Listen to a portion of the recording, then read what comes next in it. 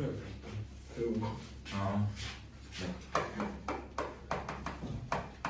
자, 경우의 수다라는 단어에 대해서 한번 좀 얘기를 해보도록 합시다. 네. 자, 일단 경우의 수는 우리 단원의 구성이 총 3개로 일단 나눠져 있을 거야. 하나는 그냥 일반적인 이제 경우의 수 단원이 하나가 있고, 그리고 이 다음에 이제 수열, 그리고 조합. 이렇게 3가지의 단원으로 이제 묶여서 통틀어서 우리가 이제 경우의 수, 순열과 조합 이런 식으로 단원을 표시를 하는데, 사실 각각의 파트마다 우리가 이제 집중하는 문제들이 좀 따로 있긴 있지. 그리고 이제 순열과 조합이라는 부분이 특히나 너네 옛날에 했었던 문제들을 가장 기준으로 얘기를 하자면은 옛날에 그 대표 뽑기 문제 있잖아. 자, 여기에 사람이 7명의 사람이 있습니다. 이 중에서 내가 반장과 부반장을 한 명씩을 뽑으려고 합니다. 그것이 이제 이런 순열이라는 내용에 대응이 된다고 할 수 있고, 자, 7명의 사람이 있습니다. 자격 요건을 따지지 않고 그냥 대표 2명을 뽑으려고 합니다. 그랬을 때 그것이 이제 조합이다라는 단어에 해당하는 부분이야. 물론 이제 경계가 명확히 좀 있다라고 얘기를 할 수도 있지만, 사실 경우의 수라는 부분은 좀 경계라는 측면보다는 그냥 이 순열과 조합이라는 부분에서 우리가 여태까지 배웠던 것들을 좀 기술적으로 처리하는 방법과 또는 이제 정의하는 부분들을 조금 더 폭넓게 익힌다 정도로만 생각할 뿐, 원래 경우의 수라는 단어는 그냥 경계를 조금 무시했으면 좋기는 하겠어. 그러니까 뭐 경우에 따라서는 여기 나오는 문제인데 이걸로 막 풀기도 하고, 또 여기에 나오는 문제인데 이걸로 풀기도 하고, 또 여기에 나오는 문제도 해석을 이 방향으로도 할 수도 있고, 뭐 이런 경계가 좀 어느 정도는 좀 허물어질 수 있다.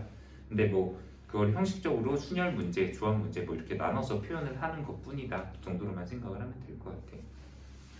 그리고 맨 처음에 나오는 이 경우의 수 역시도 우리가 옛날에 배웠었던 내용을 그대로 초반에는 좀 얘기를 하는 부분도 있지. 용어 정리부터 먼저 좀 해야 되겠다. 거기 사건이라는 말 나오지? 네, 사건. 사건. 네, 살인 사건이 일어났다. 8대2 뭐 사건. 사건, 이벤트지. 일단 이벤트. 자, 어떤 실험이나 관찰에 의하여 일어나는 결과, 그것을 이제 사건이라고 한다. 말이 좀 어려워. 그러니까 어떤 실험을 한다, 관찰을 한다. 그러니까 실험을 한다는 건 내가 어떤 행위를 직접적으로 한다는 얘기야. 또는 뭐 이미 일어난 것들에 대한 관찰을 해서 그것들을 이제 정리를 하여서 그 결과물들 자체를 집합으로 표현한 것. 그게 사건이야. 그러니까 다시 내가 집합이라는 얘기를 살짝 했었잖아. 사건도 집합이야, 나타냈을 때. 왜냐면 어떤 그 결과물들 자체를 나열했을 때 그 결과물들 하나하나를 원소로 나열을 했다. 그게 이제 집합이라고 표현을 할 수가 있지. 예를 들면 내가 주사위를 하나를 던졌다. 주사위를 하나 던져. 한 번 던져. 짝수의 눈이 나오는 사건.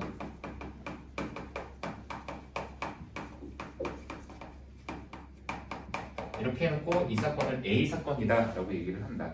그럼 A 사건에는 일단 원소가 어떤 것들이 들어가냐면 주사위 던져서 짝수 나오는 거 2도 있고 4도 있고 6도 있다. 그래서 A 집합은 원소가 2, 4, 6. 그런데 사실 집합으로 표현을 하기는 하는데 이제 읽을 때는 이걸 A 사건이다 라고 표현을 하면 돼. 그러니까 A 사건, 2, 4, 6. 그러니까 뭐 경계 자체가 집합이다 뭐 그거 경우의 수다 이런 걸 얘기하려는 건 아니고, 보통 이제 사건 A, 사건 B 이런 식으로 나열을 한다는 것들. 경우의 수는 그 사건에 해당하는 원소가 몇 개나 있나 라는 것을 나타내는 거지. 그래서 문제를 이렇게 한번, 자, 주사위를 한번 던져서 짝수의 눈이 나오는 경우의 수는 몇 가지냐 라고 얘기를 하면은 이제 3가지가 되겠지. 주어진 조건을 만족하는 이 사건의 원소의 개수가 3개가 있으니까 그때는 바로 네, 이거 A 집합의 원소의 개수, 이게 바로 경우의 수에 해당한다 라고 얘기를 하면 되겠지. 참 옛날부터 우리가 경우의 수라는 말은 썼는데 이제서야 뭐 이렇게 용어들에 대한 거를 좀 얘기를 한다. 사실 이미 예전에도 했었지. 자, 거기 밑에 참고라는 말이 있어. 경우의 수를 구할 때는 빠짐없이 중복되지 않도록 구하는 것이 중요하다. 진짜 중요하지. 네, 빠짐없이 중복되지 않도록. 왜냐면 이 행동 하나가 내가 옛날에 경우의 수를 옛날에 오답률이 이렇게 나왔던 부분, 엄청나게 많이 높았던 부분을 경우의 수를 오답률을 굉장히 줄이고 갑자기 껑충 뛰었다라고 하는 데 있어서 깨달은 것 중에 하나가 바로 저 내용이었었어.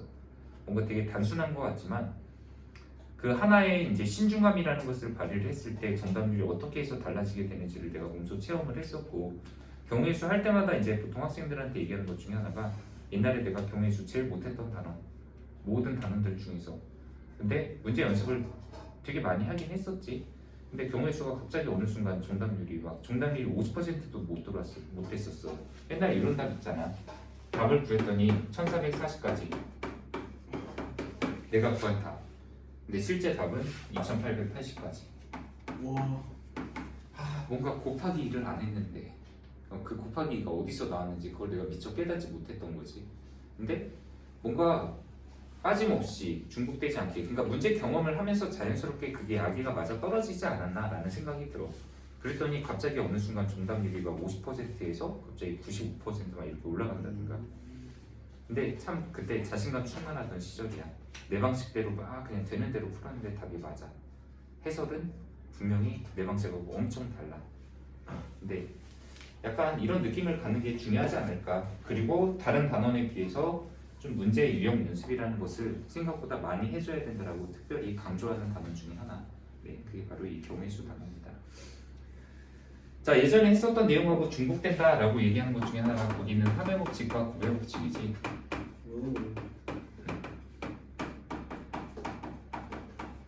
합의 법칙, 구별 법칙 참 구분하기 진짜 애매한 애 중에 하나고, 이 부분에 대해서 이제 깨닫고 문제를 풀 때도 자연스럽게 물 흐르듯이 정리가 된다라고 하는 것들이 분명히 필요한데, 합의 법칙 뭐 간단히 얘기하면 사건 A와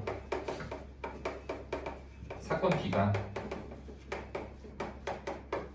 동시에 일어나지 않을 때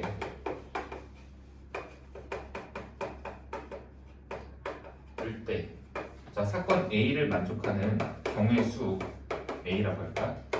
사건 B를 만족하는 경우의 수가 A와 B까지이다 라고 얘기를 한번 해보자. 그러면 사건 A 또는 사건 B가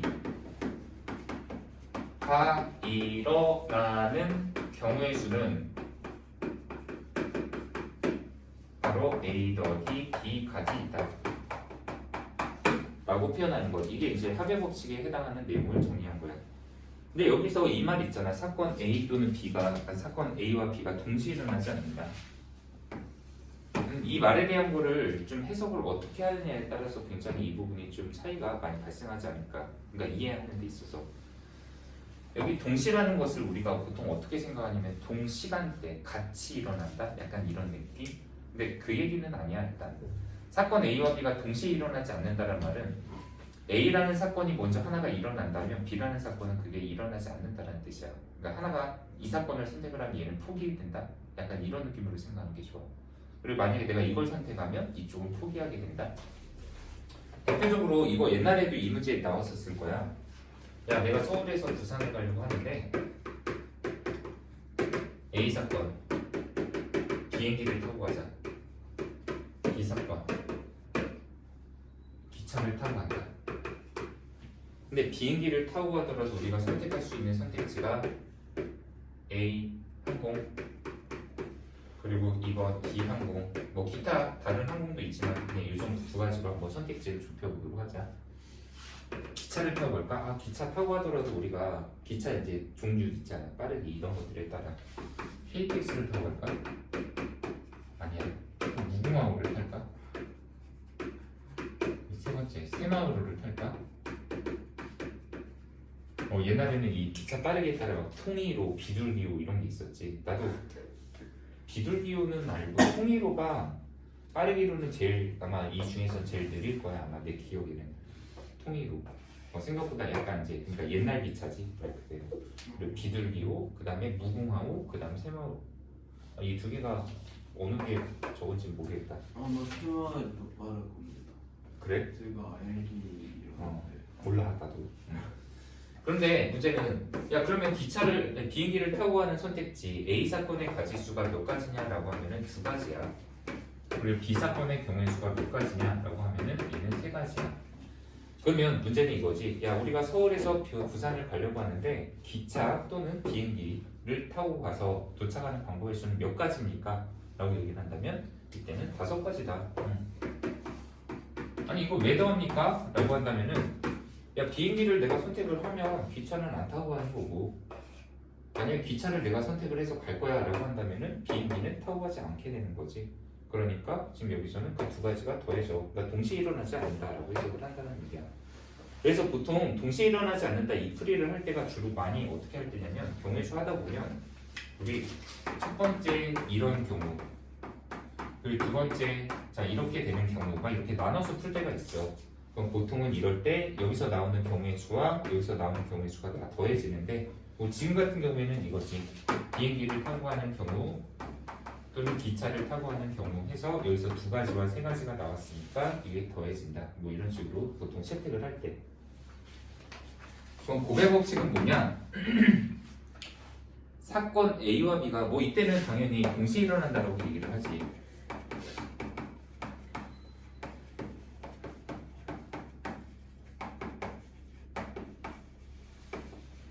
근데 여기서도 마찬가지로 동시에 일어난다 이 말을 적용시키기가 생각보다는 까다로워. 조건상으로 봤을 때 얘는 이 사건 A 하나하나마다 이 사건 B가 같이 이제 적용이 되는 순간 우리 뭐 예를 들면 이거의 대표적인 문제 얘도 똑같은 대응되는 문제로 한번 표현을 해봐야지. 자 서울에서 이번에도 부산을 가려고 합니다. 근데 이번엔 대전을 거쳐서 부산을 갑니다. 서울에서 대전까지 가는 길 총 내가 자동차를 막 운전해서 갈 거야. 자 경부고속도로를 이용하려냐 중부고속도로를 타고 갈까? 아니 일반 국도를 이용해서 갈까? 세 가지 방법이 있네. 그리고 대전에서 부산까지 가는 데 있어서도 경부고속도로를 타고 갈 것이냐 아니면 국도를 타고 갈 것이냐 뭐 이렇게. 그러면 지금 내가 갈 수 있는 방법 서울에서 대전을 거쳐 부산을 가는 방법은 경부에서 경부로 이렇게 가는 것도 있지만 경부고속도로에서 국도로 빠져서 가는 길도 있고 또 중부에서 경부냐 중부에서 국도냐 국도에서 경부로 갈아타느냐 국도에서 그냥 국도로 끝까지 갈 것이냐 뭐 이런 식으로 방법을 설정을 할 수가 있지. 이 하나하나의 사건이 일어나는 건 하나하나에 대하여 이 뒤에 있는 사건이 같이 일어나게 된다는 거예요. 같이 일어난다. 내가 얘를 선택을 한 것과 동시에 그러니까 얘도 일어나 근데 얘도 일어나는 거야. 근데 얘도 일어나고 얘도 일어나는데 그게 이제 요 하나하나마다 요것들을 나눠서 정리를 할 수가 있는데 우리 수용도라는 그림이 있잖아. 경부에서 경부냐 경부에서 국도냐 아까 중부에서 경부냐 중부에서 국도냐 그다음 국도에서 경부로 가느냐 아니면 국도에서 국도로 가느냐 왜 가지 모양의 그림이다 라고 하는 거 수형도 이렇게 그림을 그릴 수 있는 것들도 거의 대부분 다 고백 법칙에 의해서 우리가 경우의 수를 곱한다라고 얘기하는 것들이지. 자 서울에서 대전까지 가는 방법의 수 세 가지가 있고 대전에서 부산까지 두 가지가 있는데 실제 우리가 그러면 이걸 가지고 짤 수 있는 조합의 총 가지수는 총 6가지입니다 라고 교정을 한다. 고백 법칙에 대한 얘기다. 많지 예를 들을 수 있는 건 많지만 내가 이 고백 법칙까지 얘기를 하고 나서 이제 보통 학생들한테 얘기하는 게 당부사항이야. 매번마다 야 이게 동시에 일어난다 동시에 일어나지 않는다 따지는 거 사실은 헷갈려. 근데 나중에 문제 풀다가 내가 이제 이런 식으로 묻는 거야. 자 윤우야 너 저거 이거하고 이거 왜 곱했어? 보통 그렇게 묻지도 않지만 왜 곱했어? 라고 물을 때 대답 못해도 상관은 없어. 근데 단지 그냥 이거하고 이거 왜 곱했냐 라고 하면 당연히 곱하니까 곱해야 되는 거니까 곱했는데 왜 저런 질문을 하지? 약간 이런 식으로 생각을 해도 될 정도로 좀 했으면 좋겠다는 얘기야. 그러니까 경우에서 우리가 처리하다 보면은 당연히 곱하고 더하고 이런 것도 엄청나게 많이 하게 되는데 그런 부분들에 대해서 당연하게끔 생각을 할 수 있도록 하는 거 그만큼의 경험치는 충분히 쌓아줘야 된다라는 얘기를 하는 거지. 앞부분 경우의 수에 대한 얘기는 끝났네. 그러면 뒤에는 뭐냐? 문제에 대한 얘기가 나오겠지. 그래서 여기 있는 문제들 푸는 거에 대한 거 정리를 하기 위해서 선생님하고 같이 이제 몇 가지 얘기를 좀 해봐야 되겠지. 근데 문제 풀면서 조심할 거는 억지로 여기 합의 법칙이다 고백 법칙이다 여기 내용에다가 좀 껴 맞추지는 않을 거야. 그냥 보통 이런 문제를 우리가 풀 때 어떤 식으로 당연히 흘러가야 되는지 그런 느낌을 좀 가져가면서 풀자라는 게 목표가 돼야 되니까. 그리고 여기 이제 문제 풀다가 보면은 어려운 형태들이 나오게 되겠지. 그 어려운 문제가 어떤 것들이 있는지 좀 연습해야 될 문제는 어떤 게 있는지 이런 것들을 좀 중점적으로 체크를 해야 된다라고 얘기하면 될 것 같아. 자 우리 뭐 합의 법칙 그냥 각각의 문제 중에 대표적인 거 예제부터 하나씩 그냥 볼까? 시간 충분하겠지? 네, 7개인데 7개 정도. 유제가 네. 내용이 예제? 네. 자, 합의 법칙 한번 내용 보도록 합시다. 자, 문제. 서로 다른 두 개의 주사위를 동시에 던진다. 두 개의 주사위. 그런데 나오는 두 눈의 수의 합이 4의 배수. 4의 배수. 그러니까 두 눈의 합이 또는 5의 배수인 경우의 수를 구하라. 자, 일단 여기서는 아까 얘기했듯이 이제 경우의 수라는 걸 구하는 데 있어서 이 사건 두 개가 어떻게 해서 이루어지게 되는지 그거를 직접 한번 나열을 해볼 거야. 그리고 그 각각의 가지수가 몇 가지인지 이제 표현을 해보는데, 참고로 현재 여기서 4의 배수가 나오는 사건 A 사건이라고 하자. 5의 배수가 나오는 사건 B 사건이라고 할까? 그리고 A 사건을 만족하는 게 어떤 것이 있는지를 직접 나열을 해볼 건데, 참고로 두 개의 주사위를 던진다면 나오는 총 가지수, 경우의 수는 36가지라고 얘기를 하지. 왜냐면 그 36가지가 1,1부터 시작해서 1,2, 1,3, 1,6, 그 다음 2,1, 2,2, 2,3 쭉쭉 해서 6,1부터 해서 6,6까지. 여기서 짤 수 있는 조합이 총 36가지니까 바로 이거 전체가 하나의 이제 집합이 되는 거지. 전체 집합이야. 그런데 문제는 이 중에서 우리가 A 사건이라는 것을 만족하는 거 몇 가지인지, 이 중에서 이거의 한마디로 부분 집합 개념으로서 이제 찾아주면 되는 거겠지.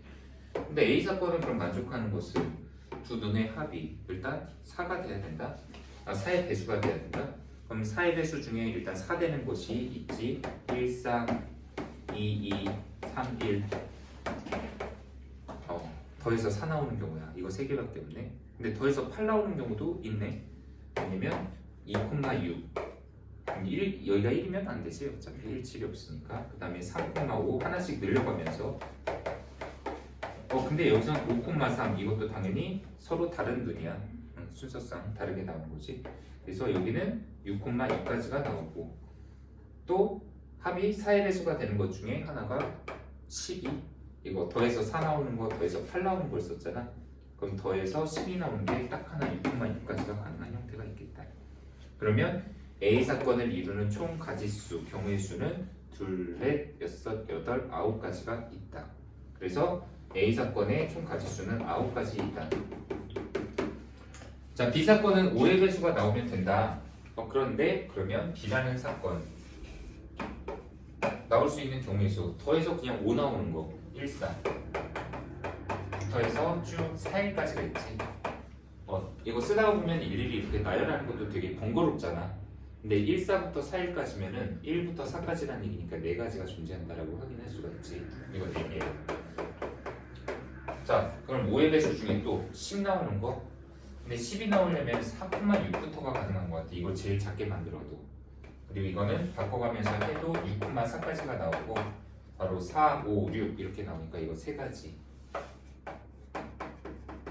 그러면 더해서 15가 나오는 거, 주사위에서는 6 더하기 6을 해도 벌써 15가 안 된단 말이야. 네, 없네 더 이상은. 그래서 현재 A 사건과 B 사건의 각각의 가지수는 9가지와 그 다음에 여기서 7가지가 나오니까 문제에서 요구하는 A 사건과 B 사건이 일어나는 총 가지수는 더해서 16가지다. 아니 이거 왜 더합니까? 라고 얘기하면은 바로 첫 번째 A 사건이 일어나는 경우의 수, 두 번째 B 사건이 일어나는 경우의 수 동시에 일어날 수가 없다. 그러니까 한마디로 얘가 일어나는 것을 생각을 한다면 얘는 포기해야지. 물론 둘이 동시에 일어나는 경우가 억지로 만든다면은 20의 배수가 나오면 되지, 공배수. 근데 문제는 주사위 2개 던졌는데 그 합이 20의 배수가 나올 수가 없잖아. 그러니까 지금 같은 경우에는 현재 전체 집합 안에서도 A 사건과 B 사건이 이렇게 표현되는 그림이면, 이럴 때 그러면 지금 우리가 원하는 게 뭐였냐면, 아까 A 사건의 경우의 수가 9가지고 B 사건의 경우의 수가 총 7가지인데 그럼 이거 A하고 B의 합집합의 원소의 개수 맞습니까? 맞아. 집합에서는 근데 이걸 뭐라고 하냐면 합사건이라고 표현을 하면 돼. 합사건. 합집합이 아니라 합사건이다 라고 표현을 하자. 물론 당연히 이런 경우도 있지. A하고 B가 이렇게 되는 경우도 있잖아. 그러면 당연히 여기서는 이거의 가지수, 그 다음에 이거의 경우의 수 구하고 여기 겹치는 거 한 번 빼는 방법을 이용하면 우리가 집합에서 연산했던 거와 마찬가지로 같은 방법으로 정리가 될 수 있다. 네, 자 그러면 필수 예제 2번으로 한번 넘어가 봅시다.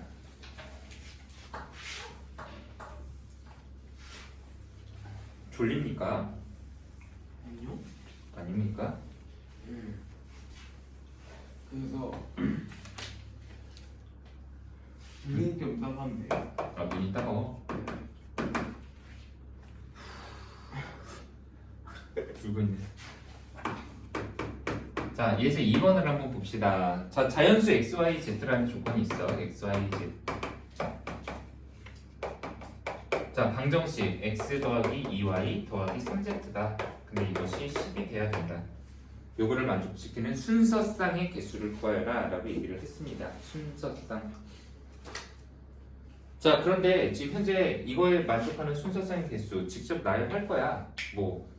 선생님 이거 직접 나열하지 말고 다른 방법 없나요? 근데 그런 거 있다고 하더라도 직접 나열하는 걸 못하면은 어쨌든 안 돼. 그러니까 직접 경우의 수에서 가장 첫 출발은 뭐냐면 손으로 직접 나열을 해보는 거. 우리가 흔히 얘기하는 노가다지.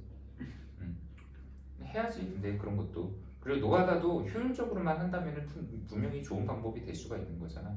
그러니까 효율적이라는 것은 적절히 생략할 수 있는 범위라고 한다면 생략을 해서 아까처럼 1,6부터 6,1까지 주사위가 쫙 이렇게 그럼 당연히 그 중간 과정을 일일이 다 쓰는 것보다는 그냥 총 개수가 궁금한 거면 우리가 적절히 생략하는 기술들 같은 거 분명히 갖출 수가 있다라고 할 수 있지.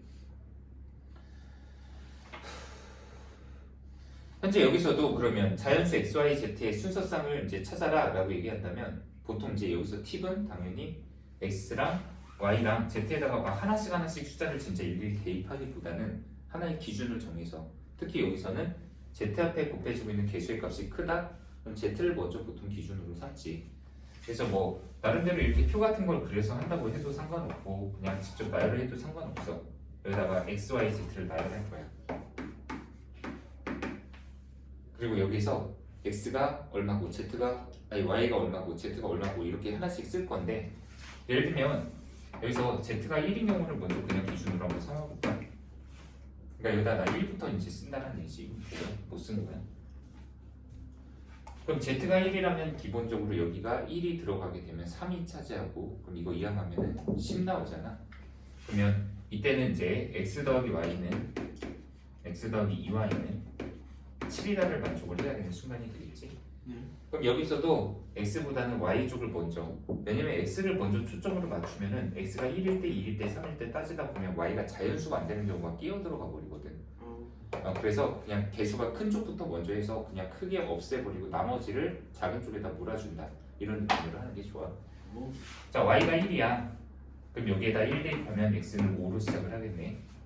근데 여기서 이제 셀 때도 그렇다면 z는 1을 고정하고 y를 2로 늘리면 그럼 얘가 2가 되면은 4니까 x의 값은 나머지 3을 차지한다 이렇게 정리하면 되겠지. 또 그러면 y를 하나 더 늘려. 그럼 y가 3이면 얘가 6. 그럼 x는 1이다. 이것도 나름의 규칙이 y의 값을 하나씩 키워나가니까 x가 같은 간격으로 줄어든다라는 걸 확인할 수 있고. 근데 x, y, z는 자연수니까 여기서 우리가 찾을 수 있는 조합은 이걸로 끝.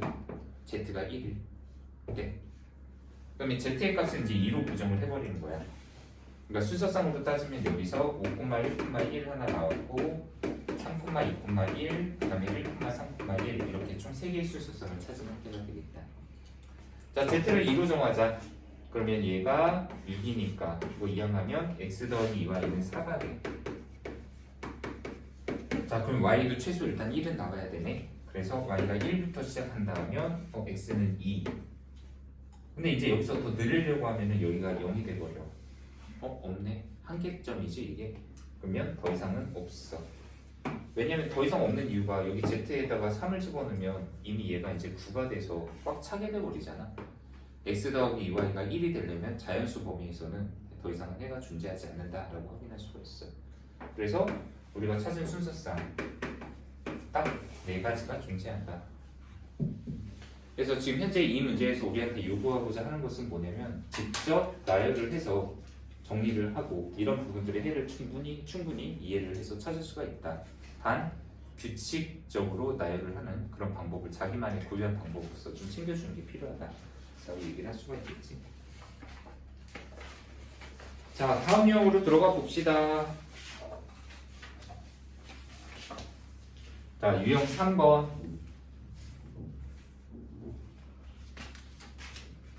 자, 3번에 1번, 2번 이렇게 있네. 자, A 더하기 B 더하기 C 곱하기 X 더하기 Y.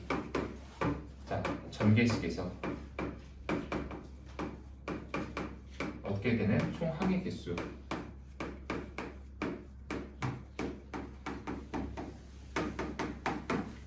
자, 이 문제에서 요청을 한 건 뭐냐면 그냥 현재 이거 우리가 전개를 해보자, 분배를 해보자. 그랬을 때 서로 다른 항이 몇 개나 얻어지는데 라는 것들을 얘기하는 거지. 일단 현재 이건 분배하게 되면 AX 더하기 AY 그리고 B를 분배하면 BX, BY 그 다음에 CX, CY야. 사실 이 지금 다항식과 다항식을 곱해서 얻게 되는 항 중에 동류항이다라고 하는 것은 절대로 나오지가 않지. 문자를 이렇게 좀 하나의 값으로 이제 문자를 하나를 숫자로 예를 들면 여기 A, B, C는 상수야. 그럼 좀 이상하잖아. 예를 들면은 지금 현재 이걸 x에 대한 식으로 본다면 여기는 얘하고 얘하고 얘 이런 건 다 동량이 될 수도 있어 어차피. 근데 뭐 그런 거는 이제 생각하지 않고 그냥 문자의 구성이 다 다르면 서로 다른 항으로 본다라고 했을 때 그러면 현재 이 전개식에서 얻어지는 항은 하나, 둘, 셋, 넷, 다섯, 6개인데 그러면 이 6개가 나온다는 걸 일일이 이렇게 분배를 해서 전개를 해봐야만 하느냐? 아니다. 현재 여기 있는 거에서 이 앞에가 항이 3개짜리고 이 항의 뒤에가 2개짜리 아닙니까? 근데 이 A 하나당 뒤에 있는 2개로 다 하나씩 분배가 돼야 되고 마치 아까 표현했던 것처럼 수용도의 역할처럼 A의 XY 분배되고 B에서도 XY가 하나씩 분배되어 곱해지고 C도 X하고 Y가 곱해진단 말이야.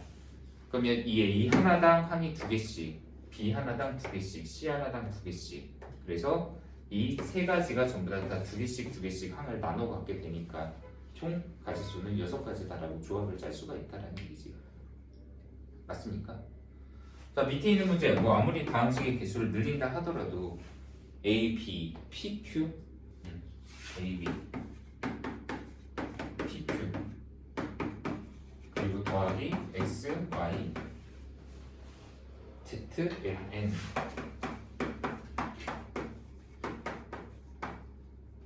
자, 현재 여기서도 마찬가지로 여기 앞에서 나오게 되는 항의 개수는 이거 2개당 2개씩 다 조합을 짜게 되면 총 4개의 항을 만들 수가 있다.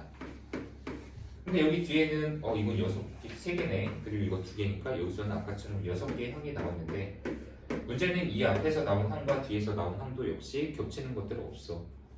현재 이 앞쪽에서 나오게 되는 항 하나의 A사건이라고 봐주면 돼. 그리고 뒤에서 나오는 거 이거 B사건 A사건과 B사건의 경우의 수 2개 더해서 왜냐면 둘 사이에 겹치는 내용이 없거든. 동시에 일어나는 형태가 아니다. 이런 해석도 좀 가능하지만 억지스럽게까지 얘기할 필요는 없고 그냥 전체적으로 만족하는 거 나열한다라는 느낌으로 해서 이해를 하면 충분히 된다. 졸린 거 맞는데. 아니에요. 지금 진짜 눈이 숨 쉴 때마다 눈이 너무 따가워서. 알겠어. 네, 두고 보겠어. 자, 그러면 이제 유형 중에 우리가 첫 번째 응용할 수 있는 중요 문제 유형을 한번 들어볼까? 네, 약수의 개수 72의 양의 약수의 개수를 구하라. 이거 엄청 옛날에 했던 거 아니에요? 그렇죠. 네, 중학교 1학년 때 이미 했었던 형태지. 2학년 때인가? 1학년 1학년 때지. 네. 선인수분해. 맞아. 수인수분해를 처음 배우고 나서 했던 행동이야.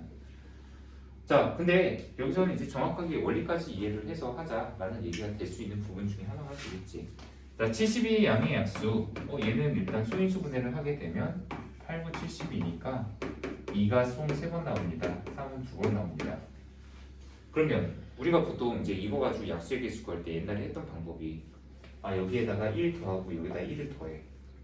그래서 총 3 더하기 1, 그럼 2 더하기 1, 그럼 4, 3, 10이니까 12개. 약수가 12개가 나옵니다 라고 직접 우리가 쓴다 라고 얘기를 하지. 근데 왜 이렇게 하느냐 라고 했을 때 그것들을 이제 원리로서 우리가 또 이해를 해야 되는 것도 분명히 있잖아.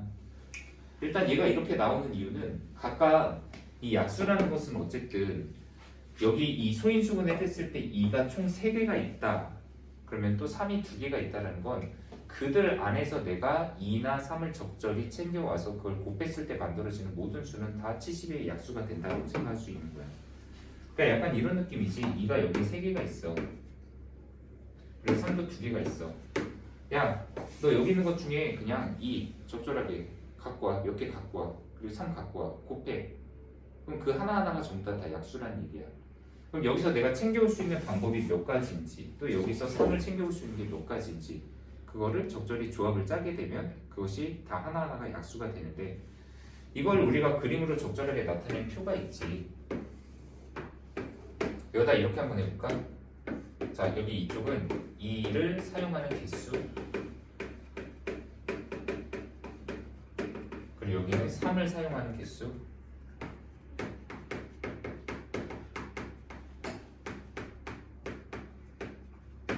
자, 2는 최소 안 쓸 수도 있지. 2를 안 쓰는 거 바로 1이라는 숫자. 네, 1을 나는 안 쓰겠다. 편의상 2의 0제곱 이렇게 쓸게. 사실 2의 0제곱이 1이라는 숫자이기는 한데 2를 안 쓴다. 자, 2를 나는 한 개를 쓰겠다. 2를 두 개를 쓰겠다. 2를 세 개를 쓰겠다. 최대 2를 쓸 수 있는 거의 개수 3개까지니까. 그리고 3도 마찬가지. 나 3 안 쓸래. 3의 0제곱만 하는 거야. 그리고 3을 한 개까지, 두 개까지,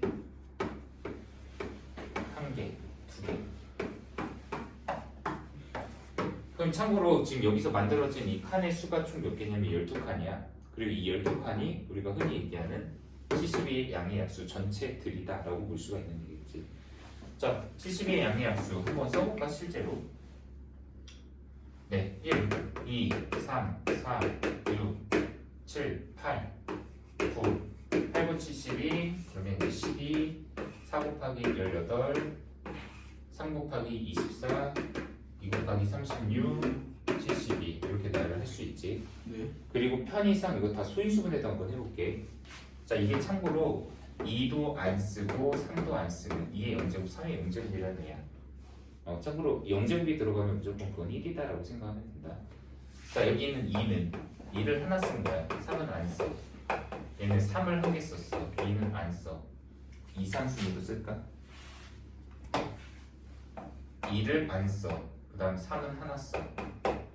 얘는 2를 두 개를 써. 3은 안 써. 엄청 많네. 2는 한 개, 얘는 3을 한 개. 얘는 2 세 개, 3 안 써. 2 안 써, 3 하나 두 개 써. 얘는 2 두 개, 3 하나. 그 다음 얘는 2 하나, 그 다음 3 두 개. 얘는 2 세 개, 그 다음에 3 하나. 그 다음 얘는 2 두 개, 3 두 개. 이거는 2 세 개, 3 두 개. 그럼 여기서 2의 0제곱이라는 애를 고정해놓고 여기 라인이지. 네. 3을 안 쓸 거야.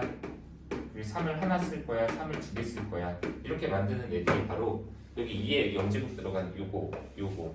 그 다음에 어디 있어? 요거까지. 이 세 개의 약수가 나타나는 게 얘가 되는 거지. 또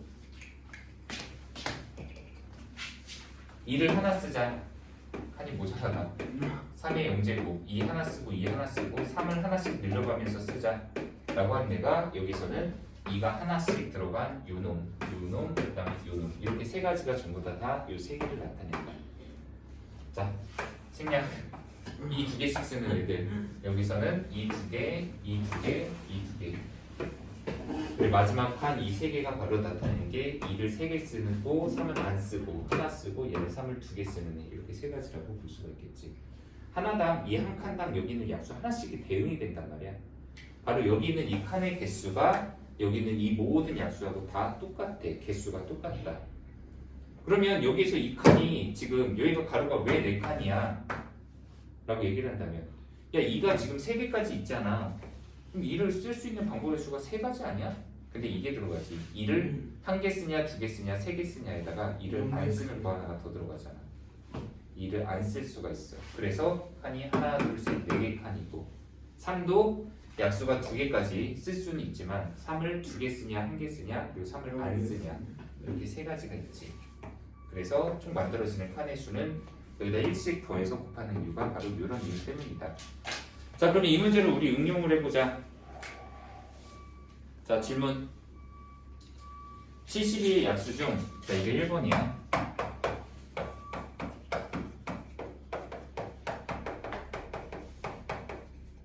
산의 배수의 개수를 구하여라. 물론 70이라는 숫자가 약수가 그렇게 많지는 않지. 훨씬 더 큰 수를 예를 들 수도 있지만, 근데 여기서 70의 약수 중에서 3의 배수의 개수를 구해봐. 그러면 3의 배수라는 거의 특징을 생각하는데 3의 배수는 약수를 표현했을 때 어쨌든 3이라는 애가 기본적으로 하나씩은 곱해져 있어야만 한다는 거야. 하나 이상. 그럼 이거는 방법을 생각할 때 어떻게 하냐면 2는 몇 개를 쓰든 간에 무관해. 근데 3은 무조건 하나 이상을 써야 돼. 그러면 아까 얘기한 거에서 자 2를 우리 개수를 한번 세보자. 2는 최대 3제곱까지 있잖아. 그렇죠. 2를 안 써, 하나 써, 2개 써, 3개 써. 이거는 상관없어. 2를 쓸 수 있는 방법의 수는 4가지가 생겨. 그러니까 여기서 이거 말하는 거야. 근데 대신에 3을 여기서 이제 조합을 맞출 때 3의 배수가 되려면 3은 무조건 하나 이상은 써야 되잖아. 그럼 아까 3을 쓸 수 있는 방법이 안 써도 되고 하나 써도 2개 써도 돼갖고 여기다 이렇게 3을 썼던 거잖아. 근데 문제에서 요구한 게 3의 배수가 돼야 된다고? 그러면 3은 무조건 1개를 쓰던가 2개를 쓰던가 방법이 2가지가 돼버린 거야.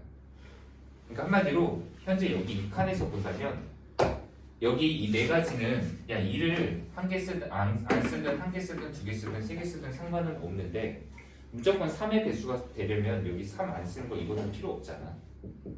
왜냐면 여기 있는 애들은 이 약수들은 3이 아예 안 들어가는 애들이야. 그럼 3의 배수가 될 수가 없는 칸이지. 그럼 이거 지워. 그럼 여기 있는 칸수가 총 몇 칸이냐면 8칸이잖아. 이 8개가 바로 3의 배수가 무조건 될 수 있는 애라고. 그럼 이거를 직접 이렇게 세는 방법이 아니라 어떻게 생각하냐? 3의 배수 되려면 3을 쓸 수 있는 방법이 안 쓰는 거, 하나 쓰는 거, 2개 쓰는 건데 그 중에서 3을 아예 안 쓰는 거 이거 1가지 있잖아. 이거 제외시키고 남는 2가지 있잖아. 이게 방법의 수. 여기다 2가지 하면 된다고. 됐습니까? 네, 자 이거 좀 잘 이해해서 자기만의 방식으로 머릿속에다 저장이 두면 필요하다. 네, 정해진 방법이라는 건 없어. 네, 자 이런 식으로 응용을 할 수 있다. 잠깐 끊고 하자.